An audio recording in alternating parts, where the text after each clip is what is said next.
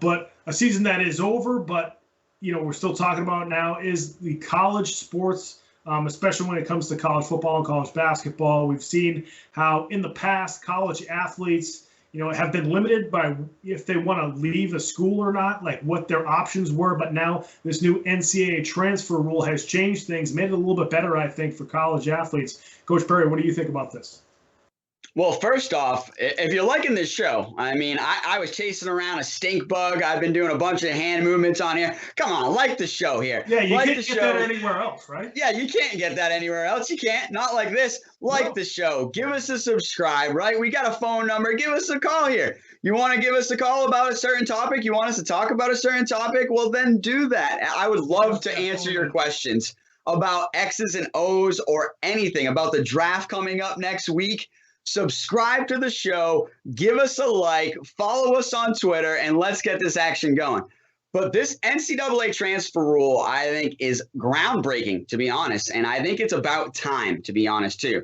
I think it's about time. I mean, we're talking about young men and women that are having to make some of the most important decisions of their life, right? Coming out of high school, having to pick the school that they're going to for the next 4 or 5 years of their life. And some of these players, if their potential to go pro, it's a bigger decision because they want to be in the right program to kind of drive them to the pros, right? And so they can learn more and increase their draft stock.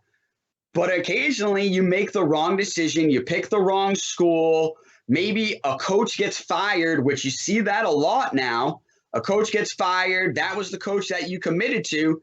You kind of want out and you want a second chance here. In the past with the NCAA transfer rule, if they had played already and had spent some time on the court or on the field or on the track, that they would actually have to sit out a year of eligibility wise and just kind of practice with your new team and get yourself sorted out at your new school, but you wouldn't actually be able to compete for a whole season until that next year where you could roll in. You'd maybe be a senior in the classroom, but a junior on the field. But now you're seeing where you get this one exemption, which I like it now. I really like it.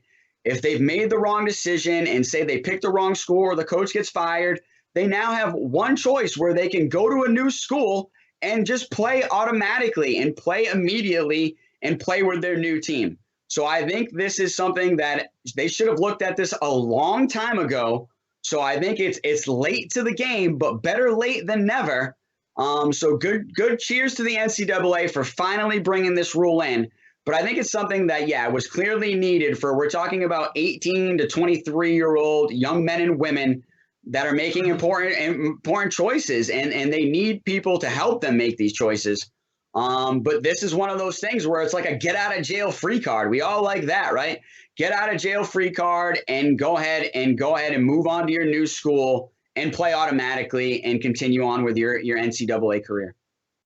Yeah, I think this makes all the sense in the world. I know the rules sort of evolved, I believe, especially over the last few years. It was like you said, you wanted to leave and go somewhere else. You had to sit out a year. Then I think it was if you were at, in football, if you were at like an SEC school and you wanted to transfer to a lower level school, at the time I was going to Northeastern and they had a football program and it was 1AA. So if you were coming from, the Big East, you could transfer down, I believe, to a 1AA school and you wouldn't have to sit out a year. But if you were doing a lateral transfer to, say, from the Big East to the Pac-12 or whatever you want to call it, you had to sit out a year. Then it was, I think if your coach left, you could also leave. I think that was the rule. I'm not 100% sure, but I think there was something like that changed a few years ago. Now this one is just makes all the sense in the world. And it's not, people worry about kids coming into college, going to one school for a year, playing for that team, then going to another school because they like that team better, and then the next year going to another school and then skipping around all 4 years. And that's not going to happen with this rule because you can only do this once. So you go to the school that you thought you wanted to go to, and after a year or two you don't like it, you can transfer to another school, and then that's it. And then if you want to transfer to a third school, then you have to sit out a year. Then you have to figure out eligibility and all that kind of thing. But to allow kids to do this once, it gives them options, right? You talked about how, the biggest decision in their life and the biggest choice that an 18-year-old kid has in their life, sometimes a 17-year-old, is what college they're going to go to. And I know at that age, I know I'm probably speaking for all of us when I say we made a lot of dumb decisions when we were 17 and 18 years old. So sometimes you just make the wrong choice, or you show up and the team is just different. You're not getting any time, or the school is just you're not doing well in the classroom just because it just doesn't feel right. That happens. So this makes total sense. And then you have something like the pandemic, which just happened, where you might have to kind of just get a restart somewhere else because the whole season was out of whack. You didn't perform the way you wanted to. The season didn't go the way you wanted it to. The school didn't go the way you wanted it to. So you kind of just need a clean slate. This is the way to do it. So this makes all the sense in the world. Finally, the NCAA is really thinking about the student athletes and not just the money. Coaches have been able to leave whenever they want. So why can't students do the same thing? Yes, this is definitely a rule that benefits the student athlete. I think we're going to see the transfer portal light up. It's one of those things that the transfer portal lights up every year before this anyway. I think we're really going to see it light up now, knowing that, hey, the eligibility is not going to get hurt. They're going to be able to play right away and integrate themselves with their new team and new school immediately without any punishment or repercussion. I think this is a great rule for, like I said, young men and women that are making a huge decision for not only their education, hopefully, where they're going to go and get a 4-year education fully, but also, like I said, some of these guys are looking to go to the pros, and women looking to go to the pros.